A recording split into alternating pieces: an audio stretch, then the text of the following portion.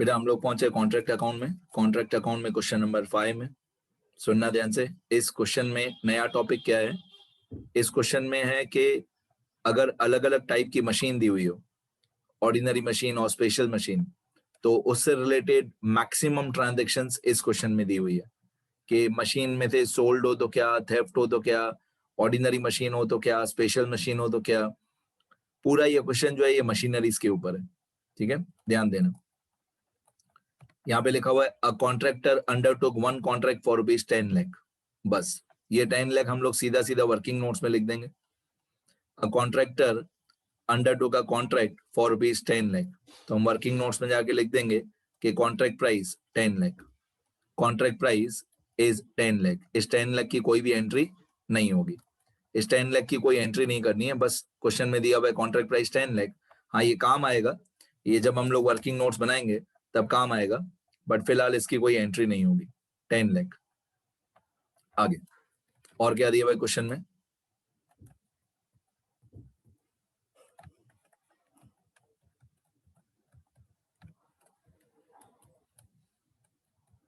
Okay आगे बढ़ते हैं क्वेश्चन में और देखें क्वेश्चन में क्या दिया हुआ है। तो कॉन्ट्रैक्ट प्राइस 10 लाख के बाद क्वेश्चन में लिखा हुआ है and commenced it's work from 1/4/2012, the accounting year ends on 31 दिसंबर। अब देखो हमारा कॉन्ट्रैक्ट शुरू हुआ 1/4/2012 पे और अकाउंटिंग ईयर एंड होता है 31 दिसंबर पे।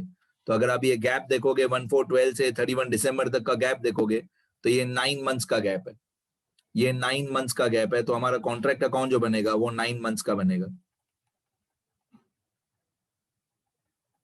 ये कॉन्ट्रैक्ट अकाउंट मैंने यहाँ पे ब्रैकेट में लिख के रखा है फर्स्ट ईयर। वैसे फर्स्ट ईयर आप नहीं लिखो तो भी चलेगा। फर्स्ट ईयर मैंने क्यों लिख के रखा है? क्योंकि एक अलग मेथड आता है जिसमें अलग अलग ईयर्स आते हैं, first year, second year, third year. तो आप फर्स्ट ईयर फिलहाल नहीं लिखोगे तो भी चलेगा। कॉन्ट्रैक्ट अकाउंट ये 9 मंथ्स का कॉन्ट्रैक्ट है, from 1/4/12 to 31 December 12 equal to 9 months. ये फोर्थ मेथड मैंने हेडिंग लिख के रखी है, फोर्थ मेथड। जब ऑर्डिनरी मशीन और स्पेशल मशीन वाला क्वेश्चन होता है, ऑर्डिनरी मशीन और स्पेशल मशीन इस क्वेश्चन में आएगा। In the books of contractor we, हम कॉन्ट्रैक्टर हैं। ओके अब क्वेश्चन में क्या दिया हुआ था, डेट्स दी हुई थी वो मैंने लिख दी, ये हेडिंग में ही लिख दिया मैंने। 1/4/12 से 31 दिसंबर 12, तो ये 9 मंथ्स का, ये 9 मंथ्स का कॉन्ट्रैक्ट होगा हमारा। वो मैंने क्वेश्चन में हेडिंग में कॉन्ट्रैक्ट अकाउंट में पहले से ही लिख दिया।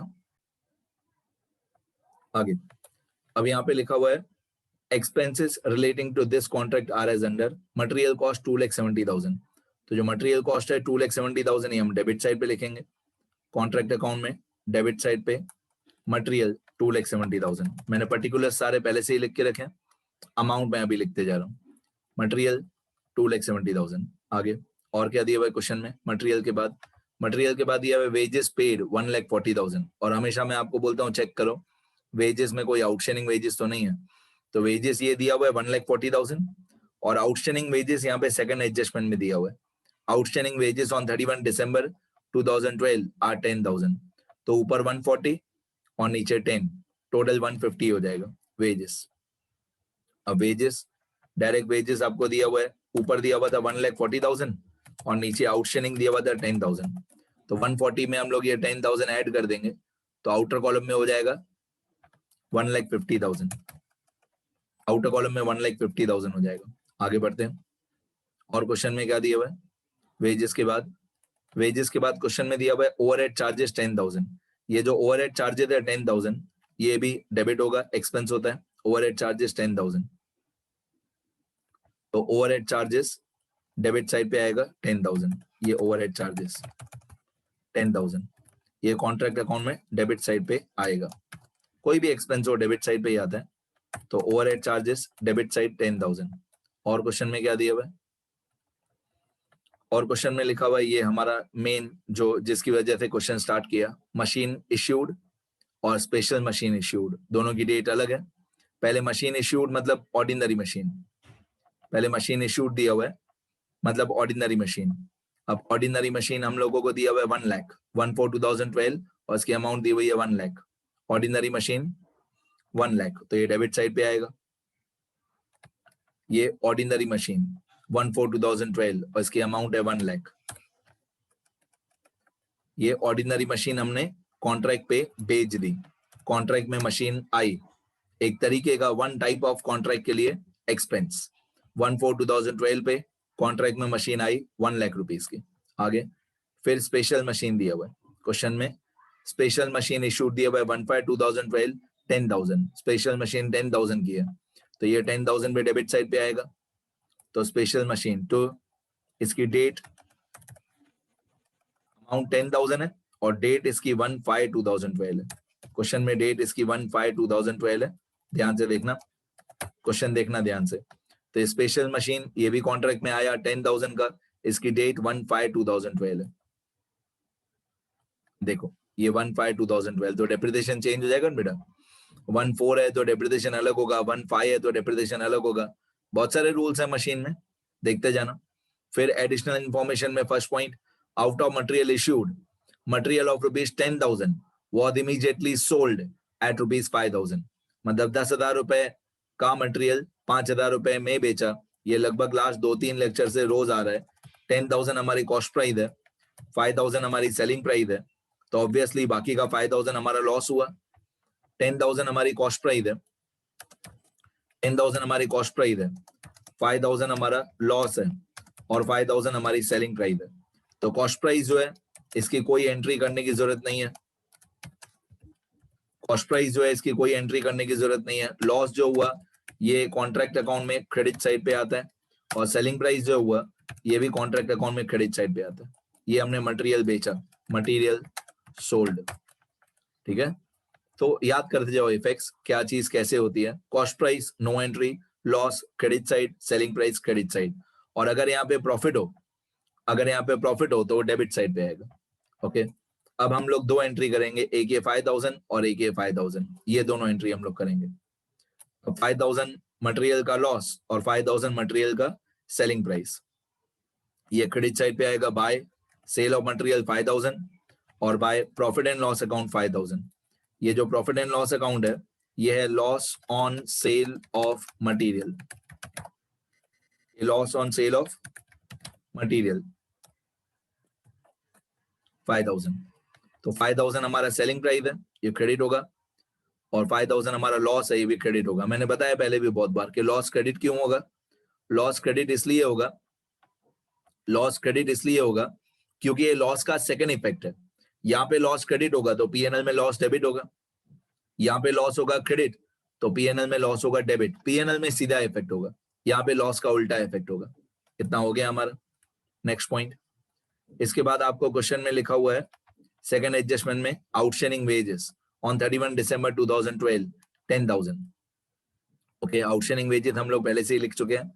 अब आ जाते हैं इस थर्ड एडजस्टमेंट पे, फोर्थ एडजस्टमेंट और फिफ्थ एडजस्टमेंट पे, जिसकी वजह से ये पूरा क्वेश्चन स्टार्ट किया था। 3, 4, 5 सबसे टिपिकल, सबसे हार्ड, ध्यान देना। अब थर्ड एडजस्टमेंट को धीरे धीरे स्टार्ट कर दें। यहाँ पे लिखा हुआ है थर्ड एडजस्टमेंट में कि out of the machines issued, मतलब ऑर्डिनरी मशीन, आपको याद होगा ऑर्डिनरी मशीन 1 लाख की थी। Out of the machines issued machines of ₹16,000 were supplied to another contract on 1/7/2012। ये मशीन का पहला पार्ट, मतलब 1 लाख वाली जो मशीन है उसमें थे पहला part. Out of the machines issued machines of ₹16,000 were supplied to another contract on 1/7/2012। Okay, दूसरा पार्ट मैं अभी जस्ट रीड कर रहा हूं। while machine costing ₹18,000 were burned by fire on 1/9/2012 and the insurance company accepted a claim of ₹12,000 against it। तो एक 18,000 रुपए की मशीन जल गई, burned by fire, 18,000 रुपए की मशीन burned by fire। आगे फिर लिखा हुआ है in addition on 1/10/2012 a machine costing ₹6,000 has been sold at ₹5,600 at ₹5,600। तो ये 3 पार्ट्स हमको मशीन के दिए हुए। टोटल हमारी 1 लाख की मशीन थी, उसमें से 3 पार्ट्स दिए हुए। 16,000 की machine supplied to another contract, 18,000 की मशीन बर्न बाय फायर और 6,000 की मशीन सोल्ड। 3 पार्ट तो हमें यहाँ पे दिए हुए हैं, चौथा पार्ट हम लोग खुद ही बनाएंगे। चौथा पार्ट कैसे खुद ही बनाएंगे, 1 लाख की मशीन में दे ये तीनों 16,000 वाली मशीन, 1 लाख वाली टोटल मशीन में दे ये 16,000 वाली मशीन जो सप्लाइड टू अदर कॉन्ट्रैक्ट है, फिर 18,000 वाली मशीन, 18,000 वाली मशीन जो बर्न्ड बाय फायर है, और 6,000 वाली मशीन जो हम लोगों ने बेच दी, ये तीनों माइनस कर देंगे। मतलब 1 लाख वाली मशीन में दे ये 16,000, 18,000, 6,000 तीनों मशीन माइनस कर देंगे, बाकी जो बचेगा, बाकी जितनी मशीन बचेगी वो हमारी रिमेनिंग अनसोल्ड मशीन होगी। तो ये पूरा क्वेश्चन इसी थर्ड एडजस्टमेंट के ऊपर है। अब मैं आगे जाऊं उससे पहले फिफ्थ एडजस्टमेंट में देखो लिखा हुआ है provide depreciation eight 10% on machine, ये 10% याद कर लेना। अब मैं धीरे धीरे समझाऊंगा, सुनते रहना। अब फर्स्ट वाली पॉइंट से शुरू करते हैं। आप ऊपर देख सकते हैं यहाँ पे 1 लाख दिया हुआ है, टोटल ऑर्डिनरी मशीन ये दिखा हुआ है 1 लाख, मैं सर्कल कर देता हूं जैसे दिखे, ये टोटल ऑर्डिनरी मशीन दिया हुआ है 1 लाख, ठीक है। इस 1 लाख वाली मशीन के हम 4 पार्ट्स करेंगे। तो out of the machine issued, machines of 16,000 was supplied to another contract on 1/7/12। अब धीरे धीरे देखते जाना, ये 16,000 याद रखना, 1/7/12 याद रखना। चलो वर्किंग नोट्स, कैलकुलेशन बहुत इंपॉर्टेंट।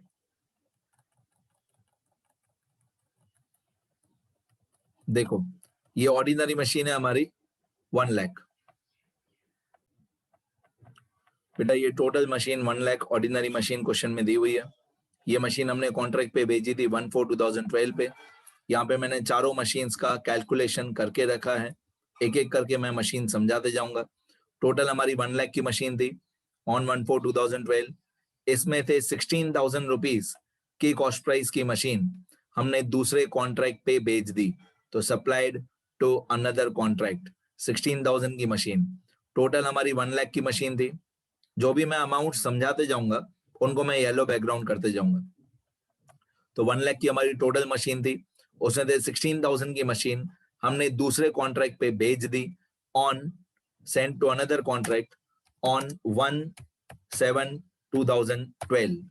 मतलब हमने इस 16,000 वाली मशीन को 1/4 से लेकर 1/7 तक, कितने महीने होते हैं, 4, 5, 6, 3 महीने, इस मशीन को 3 महीने हमने यूज किया, फिर इस मशीन को हमने दूसरे कॉन्ट्रैक्ट पे भेज दिया। अब यहाँ पे पर्टिकुलर्स के कॉलम में आप देखोगे, आगे जो पर्टिकुलर्स का कॉलम है उसमें आप देखोगे सबसे पहले मैंने लिखा है cost price. Cost price debit side पे आता है, ओके। फिर मैंने लिखा है minus depreciation less depreciation. Depreciation जो है इसकी एंट्री नहीं होती है, नो एंट्री। फिर मैंने लिखा है book value, cost price debit side पे आता है, फिर माइनस डेप्रिसिएशन, डेप्रिसिएशन की कोई एंट्री नहीं होती है।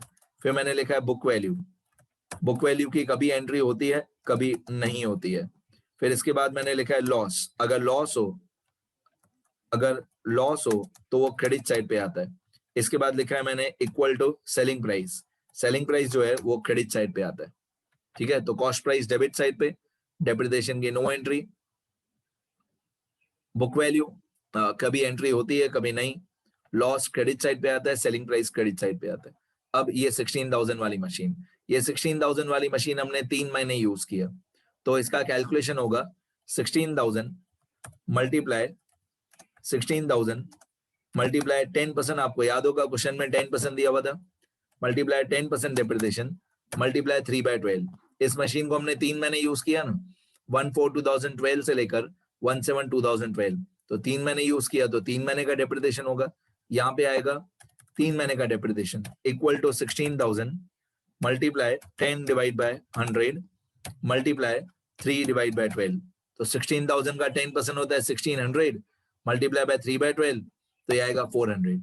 अब 400 डेप्रिसिएशन हम माइनस कर देंगे, तो 16,000 माइनस 400 बाकी आएगा 15,600। ये 15,600 हमारा बुक वैल्यू है। तो ये मैंने 400 समझा दिया कैसे आया, 3 महीने का डेप्रिसिएशन। ये 15,600 मैंने समझा दिया कैसे आया, 16,000 माइनस 400 इक्वल टू 15,600। अब इस मशीन का ये जो पहला पार्ट है सप्लाइड टू अनदर कॉन्ट्रैक्ट, ये मशीन के इफेक्ट्स कैसे होंगे वो समझा देता हूं। देखो जो 16,000 कॉस्ट प्राइस है, जो 16,000 कॉस्ट प्राइस है वो ऑलरेडी कॉन्ट्रैक्ट अकाउंट में डेबिट हो गया है, ऑलरेडी कॉन्ट्रैक्ट अकाउंट में कैसे डेबिट हो गया? कॉन्ट्रैक्ट में हमने कॉन्ट्रैक्ट अकाउंट में 1 लाख डेबिट साइड पे लिखा है। जब हमने 1 लाख डेबिट साइड पे लिखा है तो उसके अंदर ये 16,000 डेबिट साइड पे इंक्लूडेड ही है। हमने जब ऑर्डिनरी मशीन लिखा 1 लाख डेबिट साइड पे, उसके अंदर ये 16,000 ऑलरेडी डेबिट साइड पे इंक्लूड हो गया। Depreciation 400, no entry. Book value 15,600, इसकी एंट्री होगी 15,600। क्या एंट्री होगी? सुनना ध्यान से। जो बुक वैल्यू है 15,600, ये कॉन्ट्रैक्ट अकाउंट में क्रेडिट साइड पे आएगा 15,600। इसको हम लिखेंगे by machinery sent to another contract 15,600, ये क्रेडिट साइड पे आएगा। ये जो 1 लाख आप देख रहे हो डेबिट साइड पे 1 लाख, इसके अंदर मशीन के चारों पार्ट्स इंक्लूडेड है। 16,000 रुपए की मशीन जो है वो भी इसके अंदर 1 लाख के अंदर इंक्लूड हो गया, डेबिट हो गया, ठीक है। और क्रेडिट साइड पे 15,600, तो डेबिट हो गया 16,000, वो 1 लाख के अंदर इंक्लूडेड है। क्रेडिट हो गया 15,600। इन दोनों का डिफरेंस होगा, डेबिट में 16,000, क्रेडिट में 15,400, दोनों का डिफरेंस आएगा 400 रुपए डेप्रिसिएशन, उसकी एंट्री नहीं करनी है। ये फर्स्ट पार्ट, मशीन का फर्स्ट पार्ट कंप्लीट हो गया। अब मशीन का सेकंड पार्ट, ठीक है। मैं और अच्छी तरह लिखूं, सुनना ध्यान से और डिटेल में बता दूं।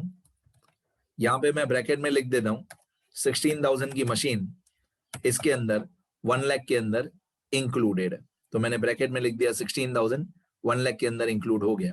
चलो आगे बढ़ते हैं। उसके बाद आपको क्वेश्चन में क्या दिया हुआ है? Second part of machine.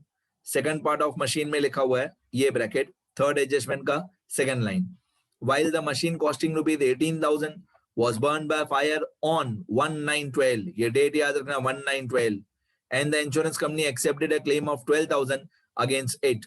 तो 1912 याद रखो, 18,000 याद रखो और ये 12,000 याद रखो। ये 12,000 जो इंश्योरेंस कंपनी ने क्लेम एक्सेप्ट किया है, ये एक तरीके का हमारा सेलिंग प्राइस है, one type of selling price. तो 18,000, 12,000, 19, 2012, ये नंबर्स याद रखो, 18,000, 12,000, 19, 2012। अब देखो कैलकुलेशन, ये कैलकुलेशन देखो, हमारी एक 18,000 की मशीन थी, ठीक है। ऑब्वियसली 18,000 की डेट यही आएगी 1/4/2012। ये मशीन हमारी जल गई, बर्न बाय फायर ऑन 19/2012, और इंश्योरेंस कंपनी ने हमको क्लेम एक्सेप्ट करके दिया 12,000। इंश्योरेंस कंपनी ने क्लेम एक्सेप्ट किया 12,000। मैंने यही 3 नंबर्स बोला था याद करना, 18,000, 12,000 और 19/2012, यही तीनों मैंने आपको बोला था नंबर्स याद करना। अब ये 1/4/2012 से लेकर हमने ये मशीन 1/4/2012 से लेकर यूज करना स्टार्ट की, कब तक? 1/9/2012 तक। तो कितने महीने यूज किया इसको? 4, 5, 6, 7, 8, 5 महीने। ध्यान दो, 6 महीने नहीं होंगे, ध्यान दो, 5 महीने होंगे। अप्रैल, मई, जून, जुलाई, अगस्त, हमने इस मशीन को 5 महीने ही यूज किया है।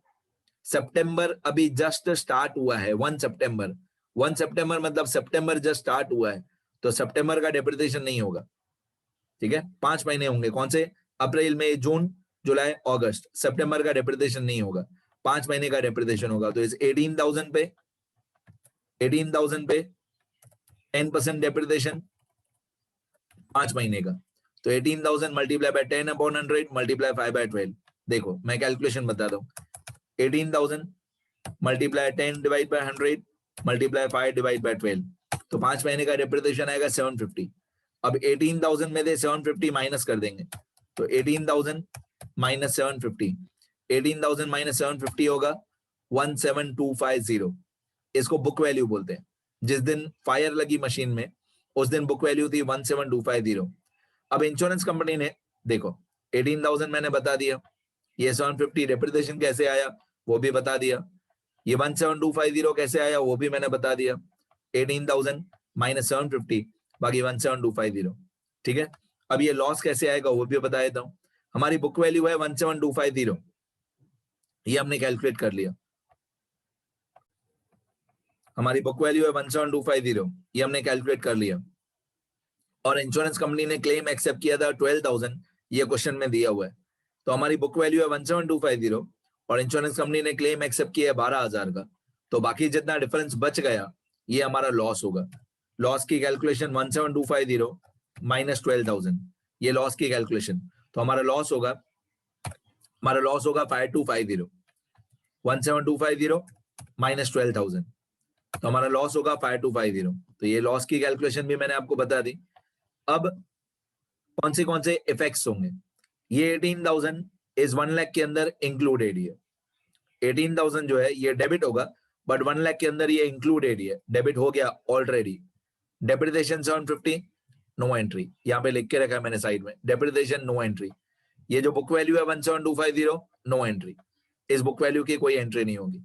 लॉस क्रेडिट साइड पे, और सेलिंग प्राइस, मैं इंश्योरेंस कंपनी क्लेम को एक तरीके से सेलिंग प्राइस बोलता हूँ, सेलिंग प्राइस क्रेडिट साइड पे 12,000 क्रेडिट, 5250 क्रेडिट, ये दोनों क्रेडिट होंगे, 12,000 और 5250, बस और कुछ नहीं होगा, सिर्फ 12,000 क्रेडिट होगा और 5250 क्रेडिट होगा।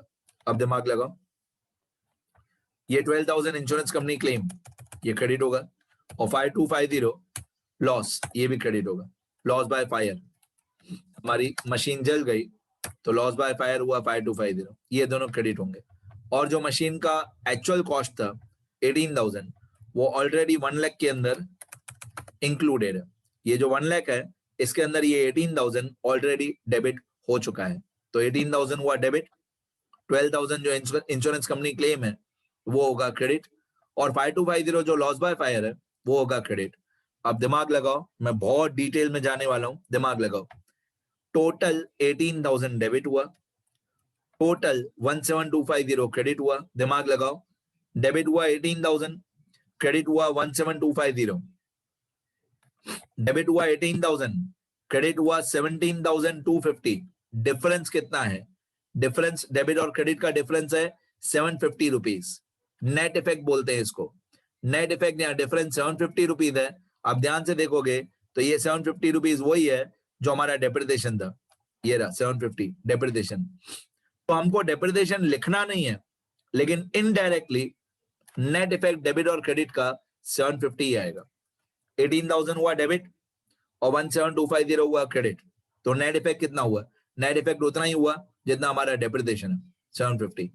मैं लास्ट टाइम बोल रहा हूं 750 डेप्रिसिएशन लिखना नहीं है, लेकिन डेबिट और क्रेडिट का डिफरेंस 750 ही आना चाहिए। ओके, ये मशीनरी था burned by fire, machinery burned by fire on 1/9/2012, ये मशीन का सेकंड पार्ट भी हो गया। ठीक है, मैं यहाँ पे ये वीडियो लेक्चर एंड कर दूंगा, बाकी मशीन का थर्ड पार्ट और मशीन का फोर्थ पार्ट ये बाद में समझाऊंगा नेक्स्ट वीडियो लेक्चर। ठीक है, और जो बैलेंसिंग रह गया, ऑब्वियसली जो बैलेंसिंग रह गया, तो मैं यहीं पे एंड कर रहा हूँ ये वीडियो, और यहीं से मैं नेक्स्ट पार्ट वीडियो स्टार्ट करूंगा। ठीक है।